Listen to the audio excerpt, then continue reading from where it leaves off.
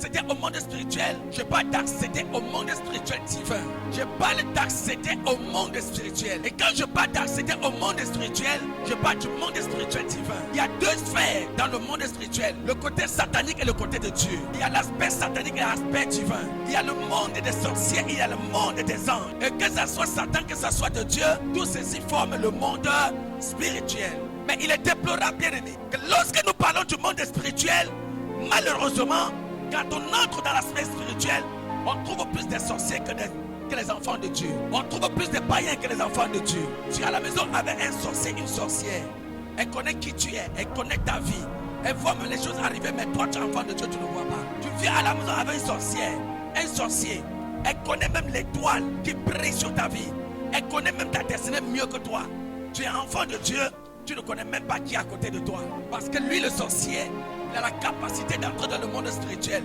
Mais toi, tu n'as pas cette capacité. Le sorcier sait comment entrer dans le monde, dans les sphères, au-delà de l'invisible.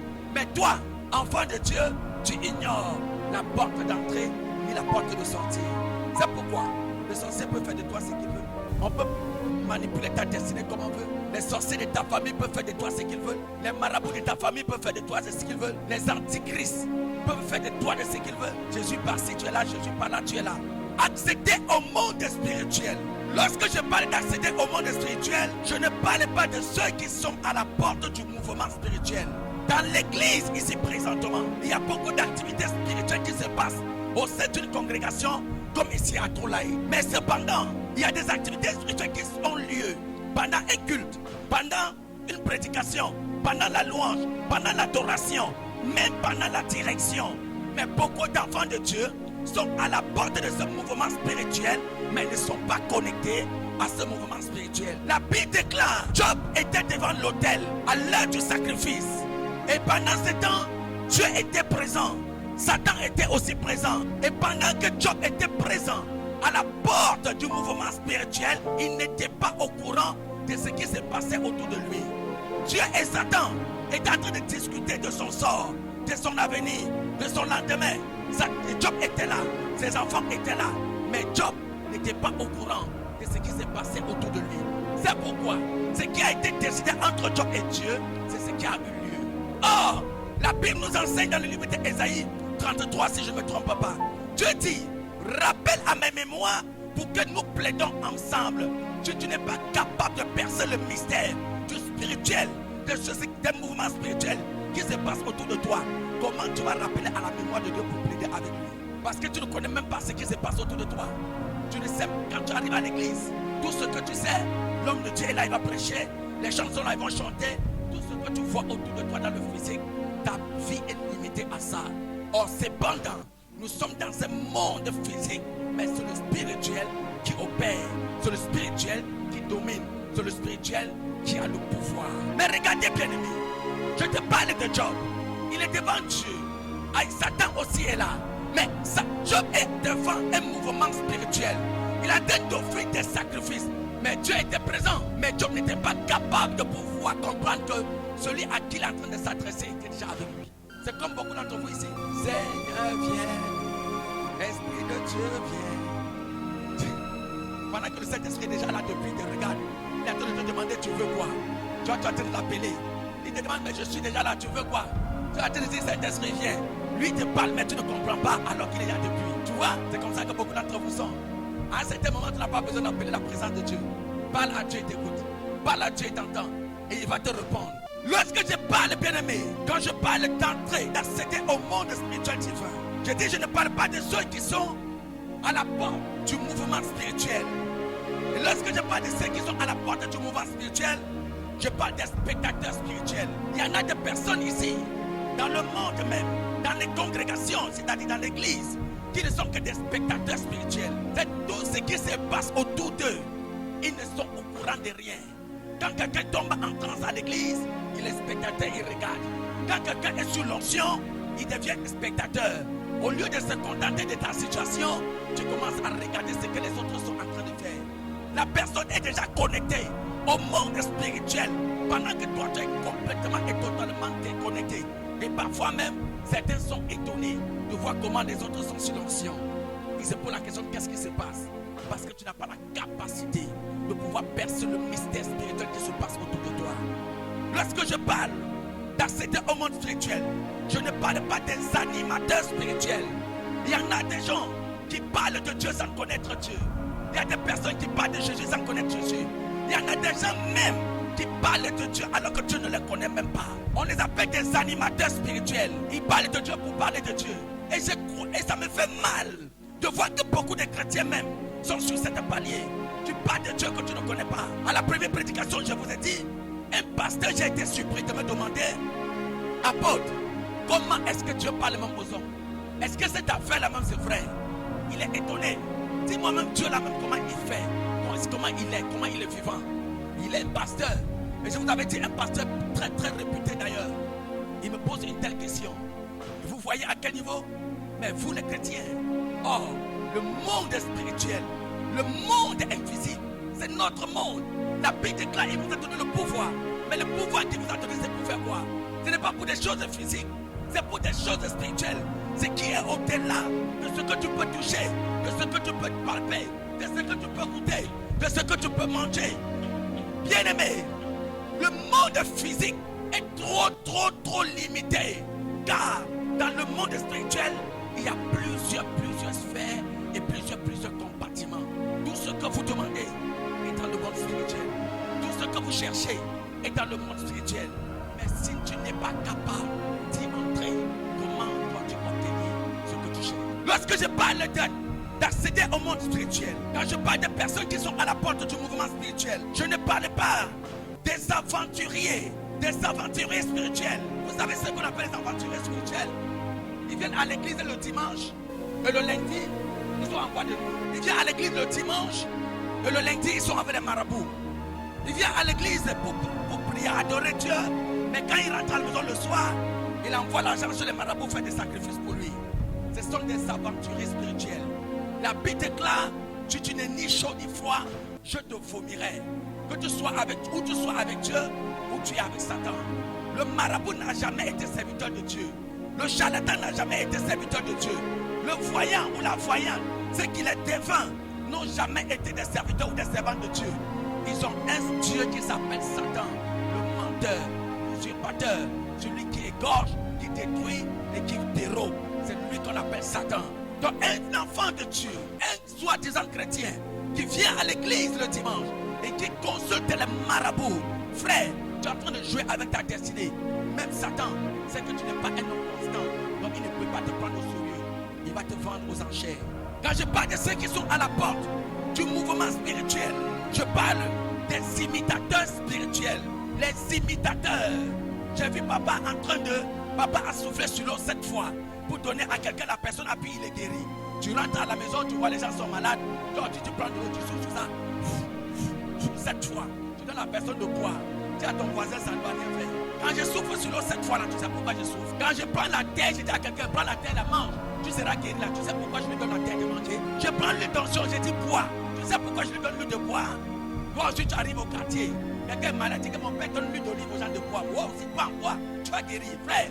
Tu es en train de détruire la vie de la personne. Le monde spirituel, frère, il n'y a pas d'imitation dans le monde spirituel. Chaque enfant de Dieu, vous qui êtes assis ici, chacun de vous est original. Je dis chacun de vous est original. Ce qui est en toi n'est pas chez ton voisin. Ce qui est sur ton voisin n'est pas chez toi. C'est pourquoi, frère, demeure authentique dans ce que tu fais. N'imitez pas les hommes de Dieu. N'imitez pas les oins de Dieu. Frère, pose la question, qu'est-ce que Dieu m'a donné?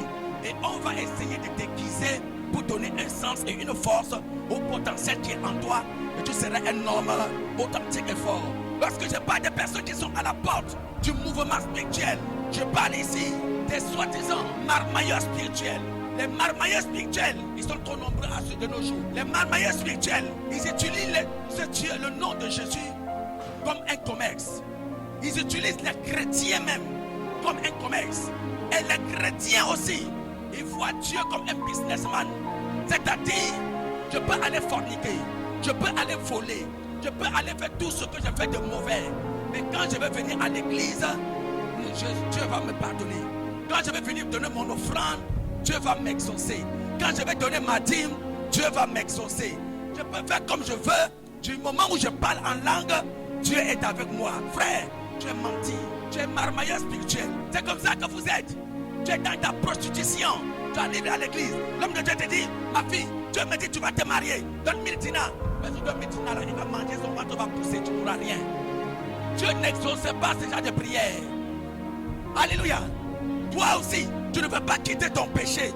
Mais tu cours parce qu'on a dit donne l'offrande. Non, je vais te donner l'offrande, là Dieu va m'exaucer. Il ne t'exaucera pas. Tu as 3 go, 3 gars. Tu arrives à l'église. Papa, prie pour moi, je vais me marier. Tu prends l'offrande, tu le poses à mes pieds. Frère, cette offrande-là, je mange, je suis content. Et ma bouche est sucrée quand je mange. Mais tu n'auras rien. Frère, quand tu viens me voir avec de tels sujets, avec une offrande amère, rassure-toi que tu es en harmonie avec Dieu. Rassure-toi que tu es en connexion avec Dieu. La marmaille spirituelle, c'est quoi? C'est quand vous voulez vivre selon vos désirs, selon vos principes, mais vous voulez que Dieu vous bénisse. Tu veux demeurer dans ta mauvaise vie, mais tu veux que Dieu te voie au travers. Tu veux que Dieu te voie dans ta mauvaise vie. Frère, Dieu n'est pas le Dieu des méchants. Papa, voilà une offrande. Papa, prie pour moi. Je veux voyager. Papa, prie. Je prie pour toi, il n'y a pas de problème. Je vais prier pour toi. Mais est-ce que tu es en harmonie avec Dieu? Est-ce que tu es en harmonie avec le monde spirituel? Parce que ma prière va déclencher les écluses des cieux en ta faveur. Mais si ma prière monte et qu'arrive au ciel, le nom que j'ai donné, le visage que j'ai donné, l'image que j'ai prononcée, arrive au ciel, on trouve en toi la méchanceté, l'hypocrisie, la jalousie, la fornication, l'impudicité. Frère, Dieu ne peut pas répondre. Ça va redescendre sur ta tête. De la manière dont j'ai déclaré, la même prière va taper sur le plafond des sur ta tête. Les marmailleurs spirituels et d'autres catégories de chrétiens. Tu ne veux pas s'aimer, mais tu veux récolter. Quand je parle de ceux qui sont à la porte du mouvement spirituel, mais qui ne sont pas dans le monde spirituel, un marmailleur spirituel est un bébé spirituel. C'est-à-dire quelqu'un qui voit papa faire, il voit maman faire, il voit ses aînés faire, mais lui-même il n'est pas capable de faire. À la rigueur, il attend tout ce que papa donne, ce que maman va donner, grand frère va donner, grand soeur va donner. Mais toi personnellement, tu n'as rien à donner à personne. Tous les jours tu vas, regarde, tu as un champ, ton voisin a un champ. Le voisin a planté une orangée et chaque année il vient récolter. Mais dans ton jardin tu n'as rien mis. Mais tous les jours tes yeux sont sur l'oranger de ton voisin. Frère, il a en train de récolter parce qu'il a sémé. Tu n'as rien sémé, tu ne récoltes. Tu ne récoltes. Et c'est pourquoi beaucoup d'enfants de Dieu ne sont pas bénis. Beaucoup de chrétiens ne sont pas bénis. Pourquoi? Parce qu'ils sont à la porte du mouvement spirituel. Ils sont à la porte, ils sont des spectateurs, des imitateurs, des animateurs. Ils sont des marmailleurs spirituels pour conclure. C'est pourquoi je dis, j'ai dit vous me volez. Et vous dites en quoi d'avons-nous volé? Dans vos dîmes et dans vos offrandes. Ça, ce sont des marmailleurs spirituels. Tu marmailles dans le monde, tu marmailles dans l'église, tu veux marmailler Dieu dans le ciel. Ça ne marche pas. Ça ne marche pas. Alléluia. Dans le monde là, ça va s'arrêter là-bas. À l'église là, tu ne peux pas avancer. Avec maman, ça ne passe pas. Tu vas pousser, ça va caler. Allez chez les marmailleurs pasteurs là. Et ils vont vous accepter. Vous allez vous marmailler là-bas. Lui, il va te marmailler, tu vas le marmailler. Oui, parce que c'est comme ça. Daddy, tu dis, je dois voyager. Papa, je dois voyager. Tu n'as même pas demandé, est-ce que tu as en harmonie avec Dieu? Ma fille, apporte-moi 1000 dinars. Cette année, tu vas voyager. Toi aussi, tu cours, tu déposes 1000 dinars. Et t'as escroqué, toi, tu l'as escroqué. Toi qui es venu voir l'homme de Dieu là, tu es venu pour l'escroquer l'autorité qui est en lui. Mais lui aussi, il a escroqué le peu que tu avais dans ta bouche. Mais ce qui est sûr, il y a toujours un perdant. Le perdant, c'est toi, ce n'est pas lui. La bêtise, quand tu vas devant l'autel pour donner ton offrande, et tu te rends compte que tu as des problèmes avec ton voisin, que tu as des problèmes avec avec ta soeur, avec ton frère, dépose là à côté ton offrande. Va d'abord résoudre le problème que tu as avec ton frère avant de venir donner ton. Mais si lui-même Jésus le dit, mais pourquoi vous? Tu as des problèmes avec X, tu as des problèmes avec Y, tu as des problèmes même avec l'homme de Dieu. Mais tu viens de poser ton offrande, tu as dit prie pour moi. Tu sais quoi? Ce n'est pas la marmaille, ça c'est une folle. Tu veux escroquer Dieu? Ça ne marche pas. Garde là ton offrande. Dieu n'a pas besoin de ton offrande si tu n'es pas en harmonie avec lui. Car ton offrande est une sémence. C'est une clé qui va te permettre d'entrer dans le monde spirituel pour pouvoir déclencher une grâce, un miracle dans ta vie. Et si ton offrande ne peut pas te permettre d'entrer dans le monde spirituel, ton offrande peut devenir un problème pour ta vie.